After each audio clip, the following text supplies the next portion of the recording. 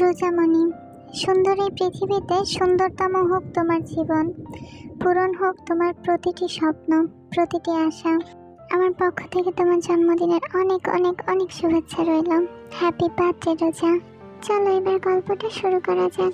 এই কুকির বাচ্চা, কখন থেকে আমি গেটের সামনে দাঁড়ায় আছি? তুই কি নিচে নামবি নাকি আমি উপরে গিয়ে তোর চুলের মুঠি ধরে নিচে নামিয়ে নিয়ে আসবো?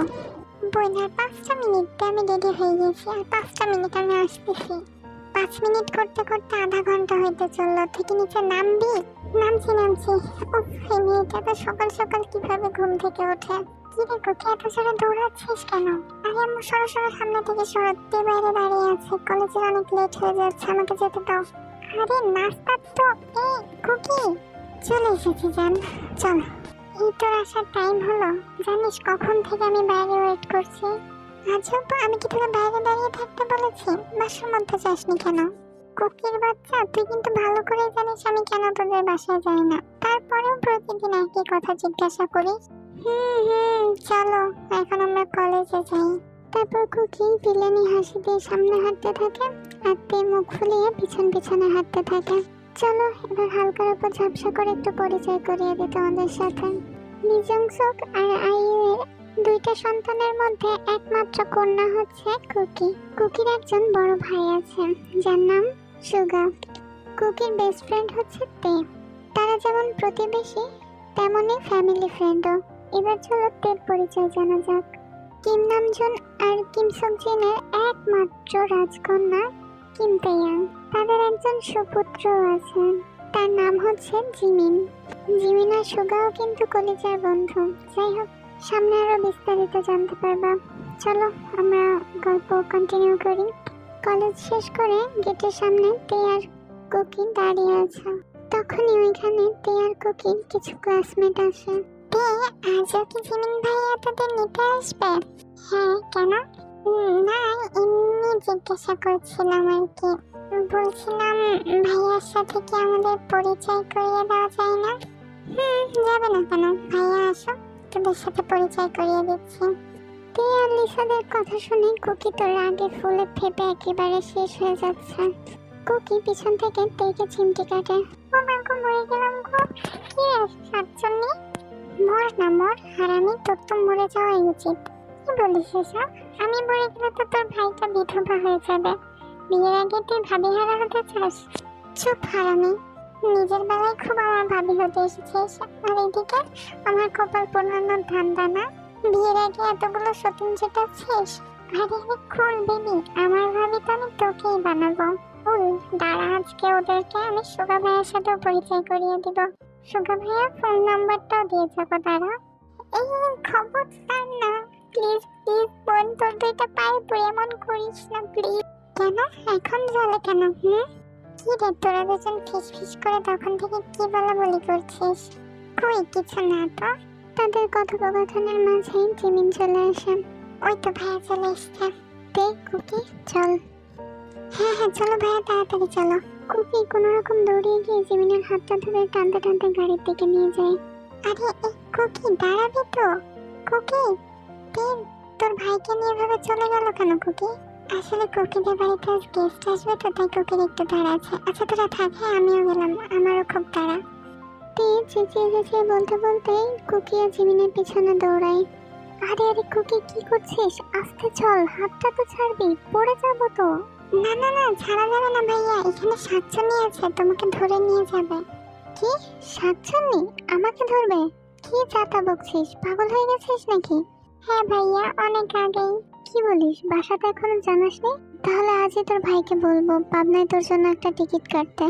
কুকি মুখ ফুলিয়ে তাকায় জিমিনের দিকে, আর তে তো হাসতে কোটি হয়ে যাচ্ছে। আরে কুকি, শেষে কিনা তোর জায়গা পাগলা গাড়াতে হবে? তাছাড়া আর কোথায় হবে বল, যেভাবে পাগল করেছে সুস্থ তো আর হতে পারছি না। তে কুকি আর চোখে জিমিনের দিকে তাকায়। না, এই ছেলেটার মুখে এখনো কোনো ইমোশন বোঝা যাচ্ছে না। বেটা কি আসলেই কিছু বোঝে না, নাকি সবকিছু বুঝেও না বোঝার ভান করে থাকে? পাদর দুটোকে পিছনের সিটে বসিয়ে জিমিন ড্রাইভ করতে শুরু করে। আচ্ছা তে, আমি কি দেখতে সুন্দর না? এটা আবার জিজ্ঞানোর মতো কোনো প্রশ্ন? তুই অবশ্যই অনেক সুন্দর, সব ছেলেরা তোর জন্য পাগল। দূর, আমার তো সব ছেলেদের পাগল করে কোনো কাজ নেই। আমি তো একজনকে পাগল করতে চাই, কিন্তু একটা রোবট, তার কোনো ফিলিংসই নেই। কুকির কথা শুনে তে হাসতে থাকে, আর জিমিন আর চোখে কুকির দিকে তাকায়। বেশি পেকে গেছিস না?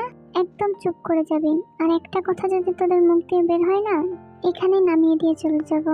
এই রাম ধমক খাওয়ার পরে দুইজনের আর একটা শব্দ করারও সাহস হয়নি। কুকিদের বাসার সামনে গাড়ি থামিয়ে জিমিনও নেমে পড়ে গাড়ি থেকে। কিরে ভাইয়া, এখানে নামছিস কেন? ভেতরে চল, আমার একটু সুগার সাথে দরকার আছে। না না, তুই যা, আমি গাড়িতেই ঠিক আছে। জিমিন একবার তের দিকে তাকালো, তারপরে কুকিকে তের সাথে থাকতে বলে সে সুগার সাথে দেখা করতে গেল। আচ্ছা তে, জিমিন ভাইয়া কি আঙ্কেল আন্টি দত্তক নিয়েছিল? কি কথা বলছিস এসব? না, আসলে তোদের বিহেভিয়ার একরকম আর তার বিহেভিয়ার অন্যরকম, কারোর সাথে ম্যাচ করে না। তোর মাথায় এমন অদ্ভুত প্রশ্ন আসে কই থেকে বলতো? তুই তবু একবার আন্টিকে জিজ্ঞাসা করিস। কুকি, ওদের কথার মাঝখানে জিমিনা সোগা গাড়ির সামনে এসে উপস্থিত হয়। কি হলো তে, এমন করে চেঁচাচ্ছিস কেন? চেঁচাবো না, কুকি বলছে তুমি নাকি দত্তক নেওয়া সন্তান, কারণ তোমার বিহেভিয়ার আমাদের সাথে ম্যাচ করে না। জিমিন রাগি চোখে কুকির দিকে তাকায়। অমন করে তাকানোর কি আছে, এলিয়েন তো আর বলিনি। কুকির কথা শুনে জিমিন আরো রেগে যায়। এদিকে তে আর সোগা তো হাসতে হাসতে পাগল হয়ে যাচ্ছে, আর এদিকে কথাটা বলতে দেরি, কিন্তু কুকির দৌড়িয়ে বাসার মধ্যে যাইতে দেরি হয়নি। এক প্রকার জান হাতে করে পালিয়েছে মেয়েটা। জিমিন আর কিছু না বলে গাড়িতে উঠে পড়ে, আর তেকে বলে গাড়িতে উঠতে। কি ব্যাপার, আজকাল তুই যে আমাদের বাসার মধ্যে যাচ্ছিস না, ব্যাপার কি?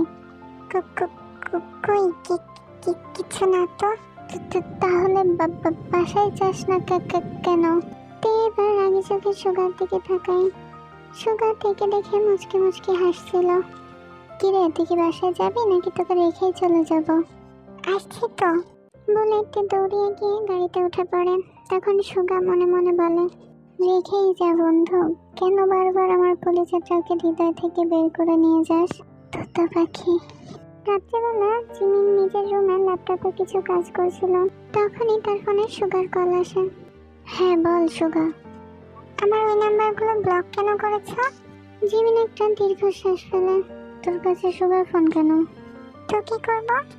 তোমার জন্য মনে হচ্ছে এবার সিমের কোম্পানি খুলতে হবে। কতগুলো সিম বাদ দিয়েছি তুমি জানো?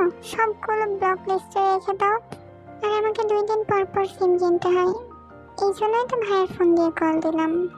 তো কেন কল দিয়েছিস? তুমি জানো না, আমি তো শুধু এই একটা কারণেই তোমাকে কল দিই। কুকি, এসব ফাজলামি বাদ দিয়ে পড়তে বসছা। ধুর, তুমি একটু রোমান্টিক না। তোর সাথে কেন রোমান্টিক হইতে যাব? তুই কি আমার বউ লাগিস? আমি তো তাই বলছি, আমি তো তোমার বউ লাগি না। তোমার বউ করে নাও না আমাকে প্লিজ। ও তাই নাকি? বউ হওয়া এতই সহজ? রান্না পারিস, জামা কাপড় ধুতে পারিস, বাসন মাজতে পারিস, ঘর পরিষ্কার করতে পারিস, নিজের বেডটাও তো গুছাস না, বাচ্চা কাচ্চা সামলাতে পারবি? এখনো দুধের দাঁত পড়েনি, বিয়ে বিয়ে করে পাগল হয়ে যাচ্ছে। ইচড়ে পাকা ছেলে মেয়ে সব। আচ্ছা, এগুলো শিখে নিলে তুমি কি আমাকে বিয়ে করবা? এখন আমার মাথা খাস না কুকি, আমি অনেক বিজি আছি। আচ্ছা ঠিক আছে, এখন তাহলে রাখি। আমি এগুলো শিখে কালকে তোমার সাথে দেখা করব। কালকে যদি সবকিছু পারি, তোমার কিন্তু আমাকে বিয়ে করা লাগবে। জিমিন বিরক্ত হয়ে ফোনটা কেটে ফোন বন্ধ করে দেয়। কুকি পরে অনেকবার ট্রাই করে কল দেওয়ার, কিন্তু জিমিনের ফোন বন্ধ দেখায়। ফোন বন্ধ করে রাখলে তো আমি কালকে সব শিখে গিয়ে তারপরে তোমার সামনে দাঁড়াবো। এরপর কুকি নিজের আলমারি থেকে সব জামা কাপড় বের করে কাচতে যায়। প্রায় 4-5 ঘন্টা ধরে সে শুধু জামা কাপড়ই কাচে। এরপর নিজের ঘর গুছিয়ে ঝাড়ু দিয়ে মুছে রান্নাঘরে যায়। তখন ফজরের আজান দিচ্ছে। সকাল হয়ে গেছে, তাহলে একবারে সবার জন্য নাস্তাটাই বানিয়ে ফেলি। আইও নামাজ শেষ করে উঠতে পারেনি, এমন সময় তার মেয়ের গগনবিদারী চিৎকার শোনে। কোনো রকম দৌড়িয়ে সে রান্নাঘরে আসে। এসে দেখে কুকি তার হাত ধরে দাঁড়িয়ে আছে। সে তার মেয়ের হাতের দিকে তাকিয়ে আটকে ওঠে। তেল ছিটিয়ে হাতের অনেকটা জায়গা পুড়ে গেছে। কুকি, এই কি অবস্থা করেছিস? কুকি এবার নিজের মাকে জড়িয়ে ধরে কান্না করতে থাকে। মা, তোকে রান্নাঘরে কে আসতে বলেছে? আহারে, কিভাবে হাতটা পুড়িয়েছিস তুই? মা আমি রান্না শিখতে চাই। হাতে কি অবস্থা হয়েছে দেখেছিস? চল আগে মলম লাগিয়ে দি। না আম্মু, তুমি আমাকে আগে রান্না শিখিয়ে দাও না প্লিজ। মা তুই জেদ করিস না, হাতটাই আগে। না না না, আগে তুমি আমাকে রান্না শিখিয়ে দিবা কিনা বলো। মেয়ের জেদের কাছে হার মেনে যাই আয়ু। কোনো রকম হাতটা ধরে একটু মলম লাগিয়ে মেয়েকে রান্না শিখাতে শুরু করে। কুকি জিমিনের পছন্দের কিছু খাবার রান্না করে। এরপর সকাল 9টার মধ্যে টিফিন বক্স ভর্তি করে খাবার নিয়ে যায় তেদের বাসায়। কলিং বেল বাজাতেই জিমি এসে দরজা খোলে। এই বুঝি তোর আসার সময় হলো? আমি কখন থেকে তোর জন্য ওয়েট করছি। আরে আর বলো না, আজকে তোমার ছেলের জন্য রান্না করতে গিয়ে তো দেরি হয়ে গেছে। কি বলিস, তুই রান্না করেছিস? হ্যাঁ গো, তোমার ছেলেকে ইমপ্রেস করার জন্য রান্না করেছি। আচ্ছা, তুমি প্রেগন্যান্সির সময় কি খাইছিলে বলো তো? কেন এমন ইমোশনলেস রোবট যে জন্ম দিছো, কি খেয়ে দিছো সেটা আমাকে বলবা না?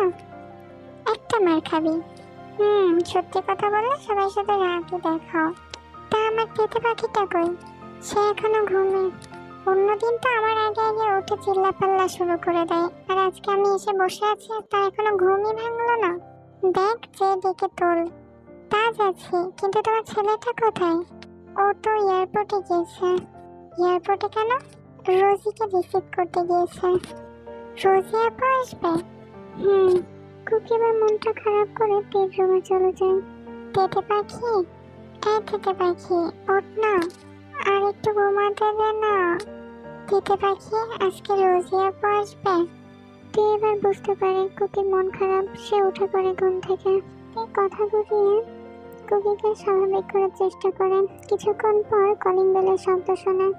দুজনেই নিচে নেমে আসে। কুকি দেখে রোজে জিমিনের হাত ধরে বাসার মধ্যে প্রবেশ করছে। আন্টি, রোজ কেমন আছো তুমি? তোমার বুঝি আমাদের কথা মনে পড়ে না? ভীষণ মনে পড়ে আন্টি, কিন্তু কি করব বলো, ওইখান থেকে তো আসা পসিবল হয়ে ওঠে না। তুমি তো জানোই আম্মুর শরীর খারাপ। তা তো জানি। তা জুহি এখন কেমন আছে? আম্মু তো ভালো আছে এখন, আলহামদুলিল্লাহ। আচ্ছা তুমি যাও, ফ্রেশ হয়ে তারপরে নাস্তা করতে এসো। এরপর জিমিন রোজিকে নিয়ে ওদের গেস্ট রুমে যায়। কুকির তো জিমিনের পাশে নিজের ছায়াকে দেখলেও হিংসে হয়। সেখানে রোজির হাত ধরে এসেছে। তার ভেতরে তোলপাড় কেউ বুঝতে পারছে না। তেও ততক্ষণে ফ্রেশ হতে গিয়েছে। জিমিন আর রোজের পেছনে পেছনে কুকিও যায় গেস্ট রুমে। গিয়ে যা দেখে তার জন্য সে মোটেও প্রস্তুত ছিল না। রোজির উপরে শুয়ে আছে জিমিন। ভাইয়া! জিমিন আর রোজ তাড়াতাড়ি উঠে দাঁড়ায়। কুকি, তুমি যা ভাবছো সেরকম কিছুই না। কিরকম কি সেটা তো আমি নিজের চোখে দেখতে পেলাম। না কুকি, তুমি যা ভাবছো তেমন কিছুই না। রোজে কুকি হাত ধরতে গেলে কুকি এক ঝটকায় রোজিকে সরিয়ে দেয়। খবরদার ছবে না আমাকে। কুকি, এটা কি ধরনের অসভ্যতামি? এবার কুকি এক প্রচন্ড রাগে জিমিনের দিকে তাকায়। জিমিনও ভীষণ রেগে তাকিয়ে আছে কুকির দিকে। তবে আজকে কেন জানি কুকির জিমিনের রাগকে ভয় লাগছে না। আর যেন কখনো তোমাকে ভাইয়ার পাশে না দেখি। এই কথাটা বলে কুকি জিমিনের হাত ধরে টানতে টানতে জিমিনের রুমে নিয়ে আসে। বেয়াদবির একটা লিমিট থাকে কুকি। বেয়াদবি? তুমি এখানে বেয়াদবি দেখছো? কুকি এবার জিমিনের রুমের দরজা আটকে দেয়। কেন এমন করো আমার সাথে? তুমি কি বুঝতে পারো না আমি তোমাকে কতটা ভালোবাসি? নাকি বুঝাও না বুঝায় ভান করো? আমার কষ্টগুলো কি তোমার চোখে পড়ে না? আর কবে বুঝবা তুমি? আর কত কি করলে বুঝবা বলো? তুমি আমাকে যখন যেটা করতে বলেছো বা তুমি ইঙ্গিত করেছো, আমি তখন সেটাই করেছি। সেটাকে পাগলামি বা ভালোবাসা যাই বলো না কেন। যেন কাল রাতে 4 ঘন্টা ভিজে আমি জামা কাপড় কেচেছি। এই যে দেখো, হাত পুড়ে তোমার জন্য রান্না করাও শিখেছি। তোমার বউ হওয়ার জন্য যা যা শিখতে বলেছো আমি সব শিখেছি। দেখো, তুমি যেমন মেয়েদের পছন্দ করো আমি ঠিক সেভাবেই চলাফেরা করি। নিজেকে তোমার হাতে সমর্পণ করে দিয়েছি, তারপরেও কেন বোঝো না? কি আছে রোজের মধ্যে যেটা আমার মধ্যে নেই? জিমিনের মুখ এখনো স্বাভাবিক। তার মুখে কোনো ইমোশনই বোঝা যাচ্ছে না। বলো না, কি আছে রোজের মধ্যে যেটা আমার মধ্যে নেই? কুকি এবার একটু বাড়াবাড়ি হয়ে যাচ্ছে। রুম থেকে যা। কোথাও যাব না আমি। তোমার আমাকে বিয়ে করা লাগবে। আমি তোমাকে ভালোবাসি, একদম তোমার এখনই আমাকে বিয়ে করা লাগবে। খুকি, আমার মাথা গরম করাস না। করো মাথা গরম। কি করবা তুমি মাথা গরম করে? মারবা আমাকে? মারো, যা খুশি করো, কিন্তু তোমার আমাকে বিয়ে করাই লাগবে। আমি কখনোই রোজকে তোমার পাশে সহ্য করতে পারবো না। শুধু রোজ কেন, আমি তো আমার নিজের ছায়াকে দেখেও সহ্য করতে পারি না। সেই জন্য অন্য কোনো মেয়ে, না না, আমি সহ্য করতে পারবো না। আমি তো মরে যাবো। ভাইয়া প্লিজ এমন করো না, প্লিজ। কুকি গিয়ে জিমিনকে শক্ত করে জড়িয়ে ধরে। জিমিন কুকিকে ছাড়াতে গিয়েও তার হাত দুটো থেমে যায়। আর যেন কুকিকে একটু বেশি বিধ্বস্ত লাগছে। এরপর কুকি আস্তে আস্তে লুটিয়ে পড়ে জিমিনের উপর। কুকি, এই কুকি, এই কি হইলো তোর? জিমিন কুকির গালে হাত দিয়ে বুঝতে পারে কুকির শরীর জ্বরে পুড়ে যাচ্ছে। জিমিন এবার কুকির হাতটার দিকে তাকায়। এরপর একটা দীর্ঘশ্বাস ফেলে কুকিকে কোলে নিয়ে বেডরুমে গিয়ে শুইয়ে দেয়। ভাইয়া, কুকি কি হয়েছে?